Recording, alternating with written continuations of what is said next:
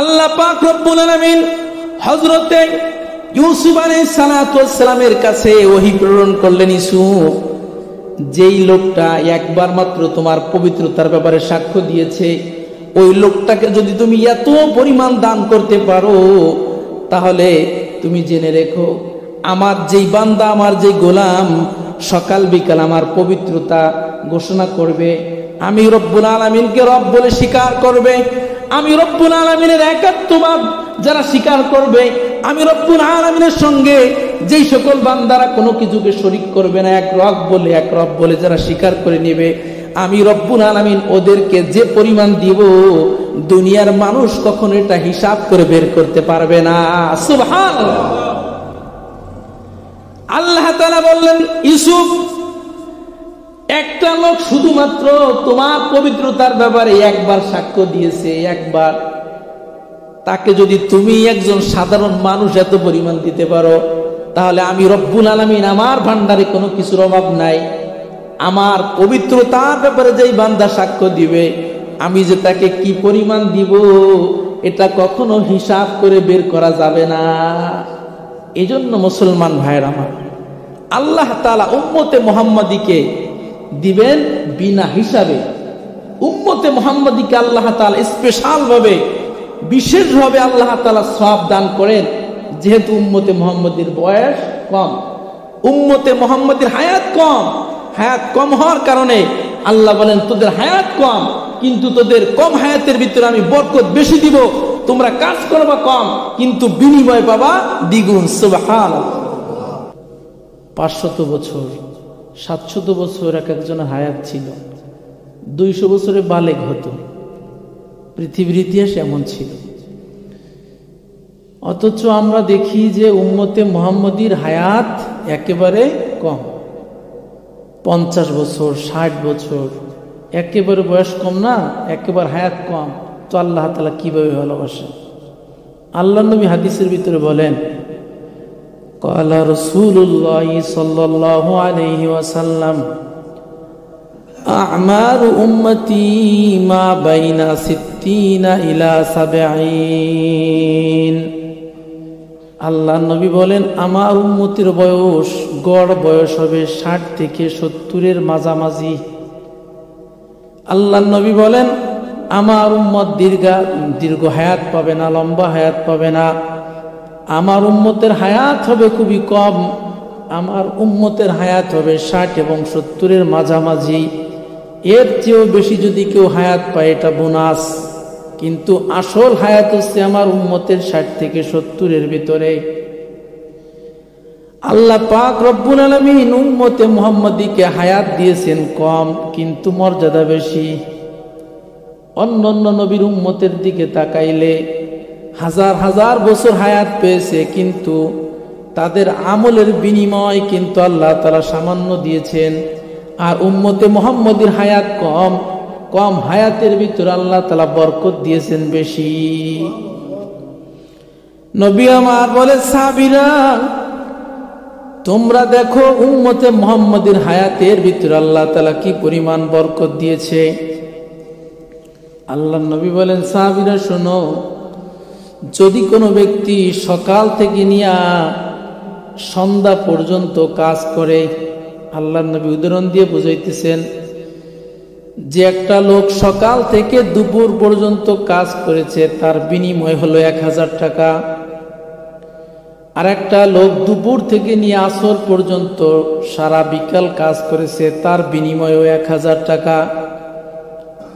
আর এক ব্যক্তি আসরের পর থেকে নিয়ে মাগরিব পর্যন্ত, সূর্যাস্ত পর্যন্ত কাজ করলো, তার বিনিময়ে 2000 টাকা। তাহলে এবার বলেন, এই 3 শ্রেণীর মানুষের ভিতরে, 3 ব্যক্তির ভিতরে কোন ব্যক্তির মর্যাদা বেশি? আসরের পরে যে কাজ করলো তার। ফজর থেকে নিয়ে জোহর পর্যন্ত কাজ করলো, বিনিময় 1000। জোহর থেকে নিয়ে আসর পর্যন্ত লম্বা টাইম কাজ করলো, বিনিময় 1000। আসর থেকে নিয়ে মাগরিব পর্যন্ত সামান্য সময় কাজ করলো, বিনিময় 2000। আল্লাহ নবী বলেন, প্রাণের সাহাবীরা শোনো, ফজর থেকে জোহর পর্যন্ত যে লোকটা কাজ করলো, ওই লোকটা আমার উম্মত নয়, ওই লোকটা হলো ইহুদি। আল্লাহ তাআলা ইহুদি সম্প্রদায়কে এভাবে হায়াত বেশি দিয়েছেন, ওদের কাজের সুযোগ বেশি দিয়েছে, কিন্তু বিনিময় কম।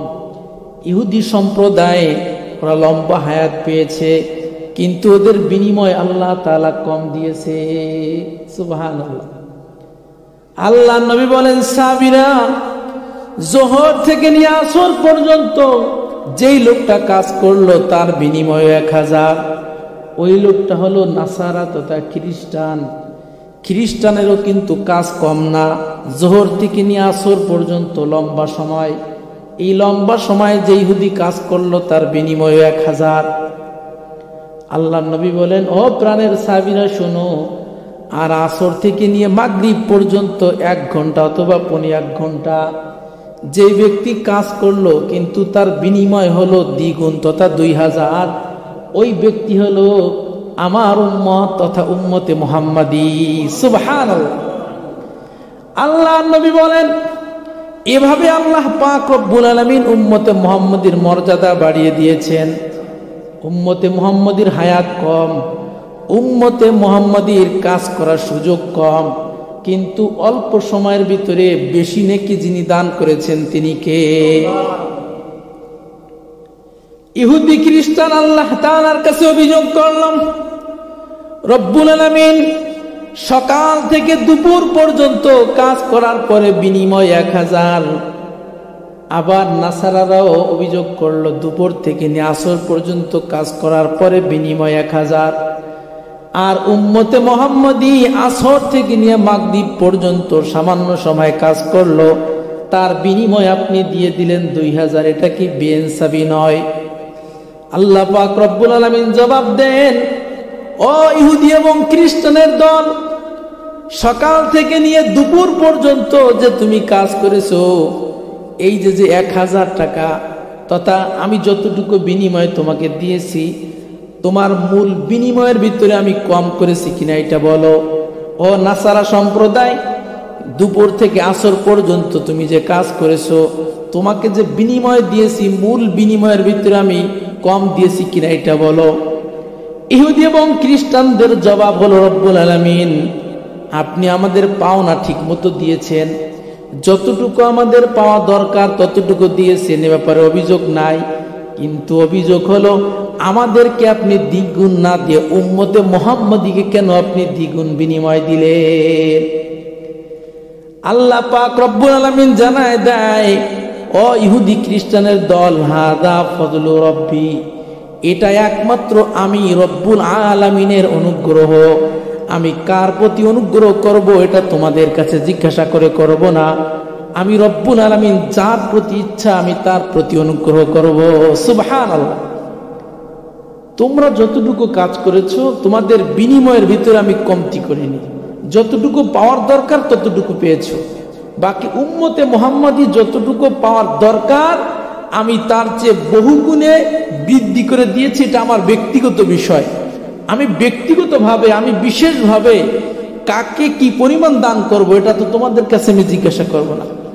বলো তোমাদের প্রাপ্য তুমি পেয়েছো কিনা, তোমাদের প্রাপ্যর ভিতরে আমি কম করেছি কিনা, তোমাদের যে পাওনা আছে তার ভিতরে আমি কম করেছি কিনা এইটা বলো। আমি কার প্রতি অনুগ্রহ করছি, আমি বিশেষভাবে কাকে দান করছি, এটা আমার একান্ত বিষয়। এ বিষয়ে তো তোমাদের অভিযোগ করা উচিত নয়।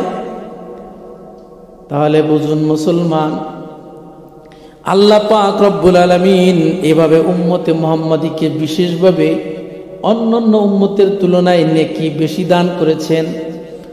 আর যদি কেউ বিশেষভাবে অনুগ্রহ করে কেউকে কিছু দান করে, এই দানের পরিমাণ কিন্তু স্বাভাবিক নিয়মের চেয়ে একটু বেশি হয়। একটা লোক চিন্তা করলো যে আমি গরিব দুঃখীর মাঝে আমি কিছু টাকা দান করব। তো স্বাভাবিক 10 জন ফকির আসলে সকলকে সমমানের দানটা সে করে, উদাহরণস্বরূপ 100 টাকা করে সবাই দিয়ে দেয়। কিন্তু লোকটা যদি চিন্তা করে যে আমি বিশেষভাবে কাউকে দান করব, তখন এখানে কিন্তু 1000 টাকার অঙ্ক থাকে না। তখন সে বিশেষভাবে কেউকে কিছু দান করলে তখন তা লক্ষ এমনকি কোটি টাকায় পরিণত হতে পারে। মুসলমান ভাইয়েরা আমার, আল্লাহ পাক রব্বুল আলামিনও অনুরূপভাবে উম্মতে মুহাম্মাদীর হায়াত কম, কিন্তু কম হায়াতের ভিতরে তাদেরকে নেকি বেশি দিয়েছেন। স্পেশাল ভাবে উম্মতে মুহাম্মাদীকে আল্লাহ তাআলা অনুগ্রহ করে অন্যান্য নবীদের উম্মতের তুলনায় উম্মতে মুহাম্মাদীর সব দ্বিগুণ করে দিয়েছে। সুবহানাল্লাহ। হুজুর আমার আওয়াজ আর একটু বাড়াই দেন, গলা বসে যায়, আর একটু বাড়াই দেন।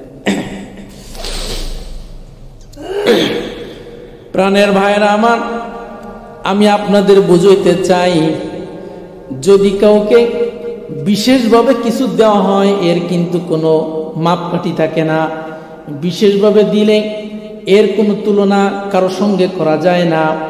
এর একটা উদাহরণ দিলে ভালো করে বুঝবেন। হযরতে ইউসুফ আলাইহিস সালাতু ওয়াস সালাম মিশরের বাদশা নিযুক্ত হলেন, এমনকি মিশরের অর্থমন্ত্রী হিসেবে তিনি নিযুক্ত হলেন। রাষ্ট্রীয় কোষাগারের সম্পূর্ণ দায়িত্ব ইউসুফ আলাইহিস সালাতু ওয়াস সালামের উপরে দেওয়া হলো। ইউসুফ আলাইহিস সালাতু ওয়াস সালাম গোটা মিশরবাসীকে ঘোষণা করে দিলেন, দুর্ভিক্ষের সময় তোমরা যারা অসহায় আছো, গরিব আছো, রাষ্ট্রীয় কোষাগার থেকে তোমাদের সকলকে সহযোগিতা করা হবে, ত্রাণ দেওয়া হবে। ইউসুফ আলাইহিস সালাতু ওয়াস সালামের সংবাদ পেয়ে গোটা মিশরের ভিতরে ধনী গরিব যারা ছিল সকলেই হাজির হয়ে গেল। হযরতে ইউসুফ আলাইহিস সালাতু ওয়াস সালাম আমভাবে ব্যাপকভাবে একটা ঘোষণা করে দিলেন, যত মানুষ ত্রাণ নিতে আসবে প্রত্যেকটা মানুষকে 100 পরিমাণ ত্রাণ দেওয়া হবে। 100 মানে 100, এটা হলো আরবি একটা হিসাব। বাংলায় বর্তমান আসে 4.5 কেজি। 4.5 কেজি পরিমাণ আটা প্রত্যেকটা সদস্যকে দেওয়া হবে। ইউসুফ আলাইহিস সালাতু ওয়াস সালাম বলে দিলেন যে মিশরের যত সদস্য আসবে প্রত্যেককে কি করতে হবে, 100 তথা 4.5 কেজি 4.5 সের সমপরিমাণ আটা দেওয়া হবে। মুসলমান ভাইয়েরা আমার, তো পর্যায়ক্রমে মিশরের বাসিন্দারা আসতেছে, সকলকে 100 পরিমাণ গম অথবা আটা দেওয়া হচ্ছে। সিয়ারু আ'লামিন নুবালা বিশাল বড় একটা ইতিহাসের কিতাব, 72 খণ্ড এই কিতাবটা। এই কিতাবের ভিতরে ঘটনাটা আসছে, ফাআতাহু রাজুলুন ফকির, অন্যান্য সদস্যদের ভিতরে একজন ফকির, একজন অসহায় ব্যক্তি ইউসুফ নবীর কাছে এসে হাজির হয়ে গেছে। ইউসুফ আলাইহিস সালাতু ওয়াস সালামের কাছে হাজির হয়ে বলতেছে, আতিনি মা শিতা, ও পয়গম্বর, আমি আপনার দেশের একজন সদস্য, আমি একজন নাগরিক, আপনি আমাকে কিছু ত্রাণ দেন। ইউসুফ আলাইহিস সালাতু ওয়াস সালাম আদেশ করলেন, ফা আমারা লাহু বিসাইন। ইউসুফ আলাইহিস সালাতু ওয়াস সালাম বললেন, এই ফকির লোকটাকে, এই অসহায় লোকটাকে 100 পরিমাণ আটা দিয়ে দাও, তথা 4.5 কেজি সম পরিমাণ আটা তাকে দিয়ে দাও। ইউসুফ আলাইহিস সালাতু ওয়াস সালামের আদেশ পাওয়ার পর ওই ফকিরকে 100 আটা দেওয়া হলো। এরপরে ফকির ব্যক্তি আবারও বলতেছে, ফাজিদিনি ইয়া নাবিয়াল্লাহ, ও আল্লাহর পয়গম্বর, 100 আটা আমার জন্য যথেষ্ট নয়, ফাজিদিনি, আপনি আমাকে বাড়িয়ে দেন, আরো বাড়িয়ে দেন। 100 আমি আটা নিব না, আমাকে আটা দিলে আরো বেশি দিতে হবে। ইউসুফ আলাইহিস সালাতু ওয়াস সালাম আবারও আদেশ করলেন, ফাআমারা লাহু বিসাইন আখার। ইউসুফ আলাইহিস সালাতু ওয়াস সালাম বললেন, এই লোকটা যেহেতু ফকির মানুষ, আমার কাছে যত মানুষ ত্রাণ নিতে এসেছে তারা তো সাধারণ মানুষ, সাধারণ জনতা, তারা তো আর ফকির নয়। যেহেতু লোকটা ফকির, খুবই দরিদ্র মানুষ, ফকিরের দৃষ্টিকোণ থেকে তাকে একটু বাড়িয়ে আর 100 আটা তাকে দিয়ে দাও। মুসলমান ভাইয়েরা আমার, এই অসহায় ব্যক্তিকে আর 100 আটা দেওয়ার আদেশ করলেন ইউসুফ আলাইহিস সালাতু ওয়াস সালাম। এরপরেও ফকির লোকটা বাড়ির দিকে ফিরে যায় না। ফকির লোকটা বলতেছে, ফাজিদনি ইয়া নবী আল্লাহ। এই ফকির লোকটা আবার বলতেছে, ও পয়গম্বর, আপনি আমাকে এরকমের 100-200 আটা দিয়ে কখনো খুশি করতে পারবেন না, আপনি পরিমাণে আরো বাড়িয়ে দেন। 100-200 পরিমাণ আটা দিলে আমি কখনো খুশি হব না, আমাকে অনেক পরিমাণ দিতে হবে। ইউসুফ আলাইহিস সালামের মেজাজ গরম হয়ে গেল। আরে বেটা তুমি কি বলো, যেখানে গোটা দেশের ভিতরে দুর্ভিক্ষ চলছে, প্রত্যেকটা পণ্যের ঊর্ধ্বগতির কারণে, মূল্যের ঊর্ধ্বগতির কারণে প্রত্যেকটা মানুষের কষ্ট হচ্ছে, রাষ্ট্রীয়ভাবে যদি কিছু দেওয়া হয় তো সমান হারে সকলকে দিতে হবে, তোমাকে সবগুলি যদি দিয়ে দিই আমি অন্য অন্য সদস্যদেরকে কি দিব? লোকটা বলতেছে, ইয়া নবী আল্লাহ হাল তারিফুনি, ও পয়গম্বর আপনি কি আমার চিনেন? আপনি কি আমাকে চিনেন? ইউসুফ আলাইহিস সালাম বললেন, মান আনতা, তোমার পরিচয় কি? তোমার পরিচয় তুমি দাও। লোকটা বলতেছেন, ইয়া নবী আল্লাহ আনাল্লাযী শাহিদতু লাকা বিল বারাতি মিন তুহমাতি জুলাইখা, ও পয়গম্বর আপনি আমাকে চিনতে পারেন না, আমি তো ওই শিশু, যে শিশু দোলনায় থাকা অবস্থায় জুলাইখা নামের একটা নারী যখন আপনার বিরুদ্ধে মিথ্যা অভিযোগ তুলেছিল তখন আপনার পবিত্রতার সাক্ষ্য প্রদান করেছিলাম, ওই শিশু আমি আপনার সঙ্গে এখন কথা বলতেছি। সুবহানাল্লাহ। ইউসুফ আলাইহিস সালাম আশ্চর্য হয়ে গেছে, তুমি কি আসলে সেই শিশু?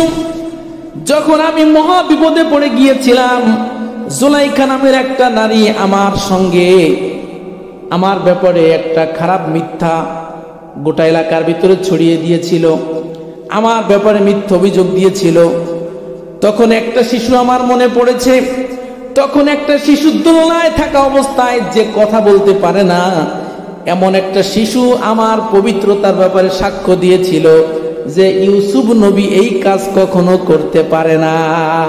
সুবহানাল্লাহ। ওই শিশুটি বলেছিল, যদি জামার সামনের দিক থেকে ছেঁড়া থাকে, ইউসুফ আলাইহিস সালামের বিরুদ্ধে যেহেতু অভিযোগ তুলছে যে ইউসুফ আলাইহিস সালাম জুলাইখার সঙ্গে অবৈধ সম্পর্ক স্থাপন করেছে, এই জাতীয় একটা অভিযোগ তোলা হয়েছিল, তখন এই দোলনার শিশু সে বলেছিল, যদি ইউসুফ নবীর জামা যদি সামনের দিক থেকে ছেঁড়া থাকে তাহলে বুঝতে হবে যে এখানে দোষী ইউসুফ নবী, আর যদি তার জামা যদি পিছন থেকে ছেঁড়া থাকে তাহলে বুঝতে হবে ইউসুফ নবী দোষী না, দোষী হচ্ছে জুলাইখা। তার মানে ইউসুফ আলাইহিস সালাম যখন দৌড় দিয়েছিল তখন পিছন থেকে জুলাইখা জামা টেনে ধরার কারণে পিছন থেকে জামা ছেঁড়া থাকবে, আর যদি জুলাইখা যদি নির্দোষ হয় তাহলে ইউসুফ আলাইহিস সালাম জুলাইখার জামা ধরবে আর জুলাইখা দৌড় দিবে, জোর দৌড় দেওয়ার কারণে ইউসুফ আলাইহিস সালামের জামার সামনের দিক থেকে ছেঁড়ার সম্ভাবনা আছে। তো বিষয়টা যখন বিবেচনায় আনা হলো তখন দেখা গেল না না, ইউসুফ আলাইহিস সালামের জামার সামনের দিক থেকে ছেঁড়া নয়, ইউসুফ আলাইহিস সালামের জামার পিছন দিক থেকে ছেঁড়া। চিল্লায়ে বলেন সুবহানাল্লাহ। মুসলমান ভাইয়েরা আমার, এই ছোট্ট শিশুর সাক্ষ্য প্রদানের মাধ্যমে ওই দিন প্রমাণিত হয়েছিল ইউসুফ আলাইহিস সালাম তিনি সম্পূর্ণ নির্দোষ, তার কোনো দোষ নাই, সম্পূর্ণ দোষকার জুলাইখার। মুসলমান ভাইয়েরা আমার, ইউসুফ আলাইহিস সালাম বললেন, আচ্ছা তুমি কি সেই শিশু যেই শিশু আমার সত্যতার ব্যাপারে, আমার পবিত্রতার ব্যাপারে সাক্ষ্য প্রদান করেছো? ইউসুফ আলাইহিস সালাম তখন বললেন, ফাআমারা লাহু বিমিয়াতি সাইন, ইউসুফ আলাইহিস সালাম আদেশ করলেন এই লোকটাকে 100-200 খাবার দিলে কাজ হবে না, এই লোকটাকে 100 পরিমাণ খাবার দিতে হবে। 100 মানে 105 মণ আটা তাকে দিতে হবে। চিল্লায়ে বলেন সুবহানাল্লাহ। যেহেতু সে আমার পবিত্রতার ব্যাপারে সাক্ষ্য প্রদান করেছে, অতএব অন্য মানুষের সঙ্গে তার কোনো তুলনা চলবে না, আমি তাকে বিশেষভাবে দান করব। যেহেতু সে আমার ব্যাপারে সাক্ষ্য দিয়েছে, আমার পবিত্রতার ব্যাপারে সে সাক্ষ্য দিয়েছে, এই জন্য আমি তাকে বিশেষভাবে দান করতে চাই। 100-200 দিলে কাজ হবে না, আমি তাকে দিতে চাই 105 মণ আটা। সুবহানাল্লাহ। শুধু তাই নয়, ওয়া আমারা লাহু বিমিয়াতি দিনারিন, ইউসুফ আলাইহিস সালাম বললেন শুধু আটা দিলে কাজ হবে না, ওই লোকটাকে 100 পরিমাণ 100 দিনার তাকে দিয়ে দাও। 100 দিনারের বর্তমান বাজার মূল্য 40,50,000 টাকা। সুবহানাল্লাহ। ইউসুফ আলাইহিস সালাম বললেন, খবরদার, এই লোকটা সাধারণ কোনো মানুষ নয়, এই লোকটা আমার পবিত্রতার সাক্ষ্য যেহেতু প্রদান করেছে, অতএব তাকে আমি 100-200 আটা দিতে পারি না, তাকে 105 মণ আটা দিয়ে দাও এবং 40,50,000 টাকা তাকে দিয়ে দাও। সুবহানাল্লাহ। আল্লাহ পাক রব্বুল আলামিন হযরতে ইউসুফ আলাইহিস সালামের কাছে ওহী প্রেরণ করলেন, ইউসুফ, যেই লোকটা একবার মাত্র তোমার পবিত্রতার ব্যাপারে সাক্ষ্য দিয়েছে, ওই লোকটাকে যদি তুমি এত পরিমাণ দান করতে পারো, তাহলে তুমি জেনে রেখো, আমার যেই বান্দা, আমার যেই গোলাম সকাল বিকাল আমার পবিত্রতা ঘোষণা করবে, আমি রব্বুল আলামিনকে রব বলে স্বীকার করবে, আমি রব্বুল আলামিনের একাত্মবাদ যারা স্বীকার করবে, আমি রব্বুল আলামিনের সঙ্গে যেই সকল বান্দারা কোনো কিছুকে শরীক করবে না, এক রব বলে যারা স্বীকার করে নেবে, আমি রব্বুল আলামিন ওদেরকে যে পরিমাণ দিব, দুনিয়ার মানুষ কখনো এটা হিসাব করে বের করতে পারবে না। সুবহানাল্লাহ। আল্লাহ তাআলা বললেন, ইউসুফ, একটা লোক শুধুমাত্র তোমার পবিত্রতার ব্যাপারে একবার সাক্ষ্য দিয়েছে, একবার, তাকে যদি তুমি একজন সাধারণ মানুষ এত পরিমাণ দিতে পারো, তাহলে আমি রব্বুল আলামিন, আমার ভান্ডারে কোনো কিছুর অভাব নাই, আমার পবিত্রতার ব্যাপারে যেই বান্দা সাক্ষ্য দিবে, আমি যে তাকে কি পরিমাণ দিব এটা কখনো হিসাব করে বের করা যাবে না। এজন্য মুসলমান ভাইয়ের আমার, আল্লাহ তাআলা উম্মতে মুহাম্মাদীকে দিবেন বিনা হিসাবে। উম্মতে মুহাম্মাদীকে আল্লাহ তাআলা স্পেশাল ভাবে, বিশেষভাবে আল্লাহ তাআলা সওয়াব দান করেন, যেহেতু উম্মতে মুহাম্মাদীর বয়স কম, উম্মতে মুহাম্মাদীর হায়াত কম। হায়াত কম হওয়ার কারণে আল্লাহ বলেন, তোদের হায়াত কম, কিন্তু তোদের কম হায়াতের ভিতরে আমি বরকত বেশি দিব, তোমরা কাজ করবা কম, কিন্তু বিনিময় পাবা দ্বিগুণ। সুবহানাল্লাহ।